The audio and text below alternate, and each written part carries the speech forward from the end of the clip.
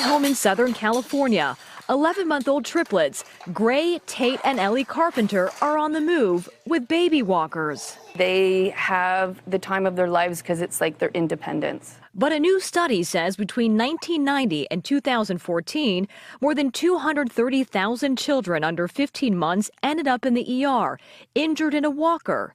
74% of them fell downstairs. It allows children to travel at 4 feet per second. I mean, even the fastest parent can't react that quickly to stop an injury that's about to happen. And we've had a couple of kids even be in the walkers on sidewalks. Parent turns their back and the walker goes into the street and the child has gotten hit by a car. With tougher standards, safety improvements, and more use of stationary activity centers without wheels, injuries have dropped significantly. In a statement, a trade group for baby products said these standards have been effective at reducing potential injuries by 90%, and that it believes these products are safe when used correctly. But doctors still treat more than 2,000 walker-related injuries every year. Warning labels advise consumers to block stairs, don't use a damaged walker, and never leave a child unattended.